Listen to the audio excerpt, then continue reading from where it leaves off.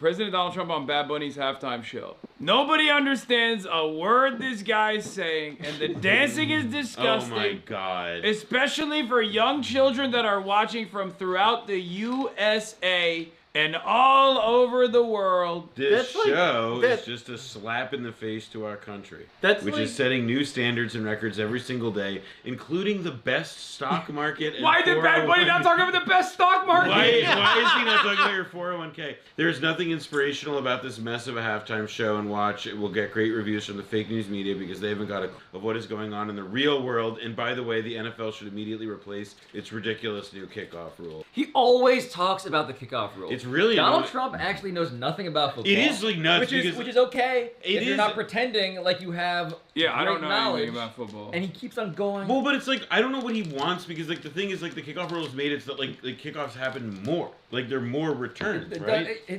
He says this over and over again. And you're right, it does not make sense. It's like legitimately like they've made the rule better. Like they made the rules that like people actually do try to return the ball now, which means there is more action. My take is that if you care about the ridiculous new kickoff rule so much, talk about it all the time, you don't actually care about football that much. Which is okay. Except you're trying to be like the president of football. You're trying to be the guy who loves sports, and if you don't, stop pretending. Wait, this implies he didn't watch the Turning Point USA halftime show. Maybe he had it set up like ours. Exactly. Yeah, he had. Like, he was split screen. Yeah, he had. I don't see a fucking. First of all, he did it publicly at Mar-a-Lago, so we'll know if he actually watched the halftime That's show true. or He not. probably. I mean, the truth is like he wants to watch. It's like he's not gonna watch like the fucking like TPUSA like ball drop or whatever. He's gonna watch Anderson Cooper like getting drunk. You know.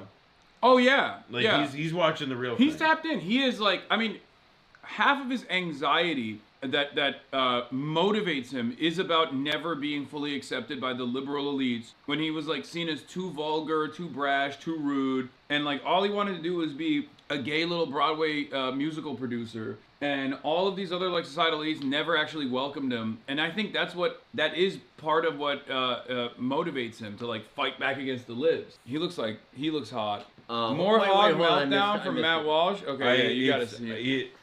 Why does his mouth look black? Like he looks like he has a plague. He's powder maxing. He looks like he has fucking serotonin syndrome. Like the thing that happens with Molly where your eyes get huge. The opposite is happening. Well, but it's also, I mean, like, I'm trying to guess what is actually happening in this photo, and is it like 4 flashes went off at once? It's gotta be. But no one else seems to have. That's why, like the woman in the this guy looks like the woman in the foreground, like we see her tan. I think that the corporations are still actually following along and thinking that like woke isn't back. Yeah. And that's part of the reason why like this Super Bowl halftime performance, judging Bad Bunny's like political activism and his commentary could have been infinitely more woke. And they definitely pumped the brakes. Yes. Mm-hmm. Right? And they said it too. They said, I think, what was it? The commissioner or something like said, there's not going to be any political messages. Yeah, there's not going to be any political messages in the bad JSN going to the locker room. In the Super Bowl halftime show. So what is going on here is basically fake outrage. I mean, it's always fake outrage, but like right now, they're trying to garner fake outrage, even though the NFL, I think, made their best attempt to make this as inoffensive as possible for a conservative marketplace. So this is going to fall flat. People are just going to be like, oh, I like this. Also, it's going to fall flat because, like, I mean, like, in spite of his best efforts, fucking Norman Mailer over here, like, like, this shit sucks. It's uninspired. Nobody believes it. There is a total misunderstanding of how unpopular or popular anything is right now. Yeah. When it comes from this administration, and so many people understand what is actually mainstream, and they are Twitter brain. Yeah. They're fucking. This administration is the most Twitter brained institution that is. Get in there. Pablo, we talked about it like right after the inauguration, how we said that what is going to happen with Musk Twitter, and specifically like the iteration of it that happened right before and after the election, it was going to be the same thing that happened when all Twitter moderation was just like basically the marching orders of the DNC. Curate a timeline and make it self-selecting in that like the only people who aren't conservatives who are still there are like people like me who just are like, brain rotted. Yeah, just listen to bad podcasts that they hate for fun. Just people who like shitty things. And it makes them think that like, oh, everyone loves this shit. Yeah. Bro, they're doing you're right, by the way. They are doing 2016 wokeness. Okay, what is Jake Paul, Paul, this is awesome. Purposely turning off the halftime show. let's rally together and show big corporations they can't just do whatever they want without consequences, which equals viewership for them. You are their benefit. Realize you have power. Turn off this halftime. A fake American citizen performing who publicly hates America. I cannot support that. Also, Jake Paul lives in fucking Puerto Rico, doesn't he? Yeah, he does. Wait, where's the Logan Paul response? I'm trying to find it. Here, this is what Logan Paul was asked about the Bad Bunny. What did Logan Paul say about after Jake got knocked out? That he talked to the guy. That was like, I could tell he was afraid of me. They asked Logan Paul. He's also in Puerto Rico. Oh, these guys hate him because Bad Bunny called him out for living in Puerto Rico as a tax dodge and like gentrifying the island and not helping Puerto Rico at all. Logan, are you excited for the halftime? No.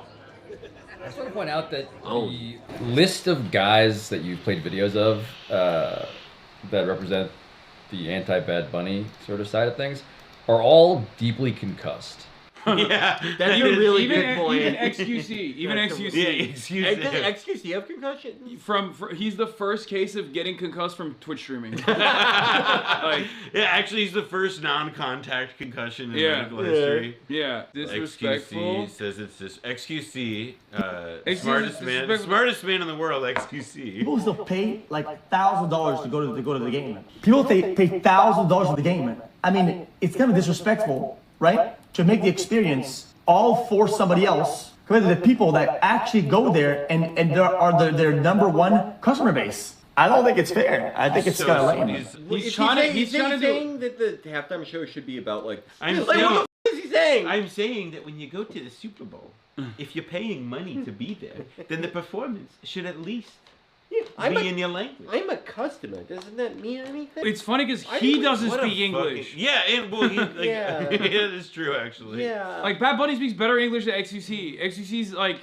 I don't know if XQC watched the video that we watched, but everybody seemed just fucking fun. I mean, yeah. Also, the idea that like people who only speak English can't listen to Bad Bunny's music and enjoy it is so funny. Or that there can't be a country where people speak field goal, bro. There can't be like a bilingual country. Also, like the one he lives in. Yeah, like that makes it even funnier because he's from Laval and his first language is like fucking Quebecois French. So also the audience at any given Super Bowl is mostly chief marketing officers. Yeah, that is and like entirely, they're literally it is like just a guy who laid someone off. He's acting like everyone who goes to the Super Bowl is like Axl Rose in the Welcome to the Jungle video. They're just all hicks who are walking off the bus chewing hay.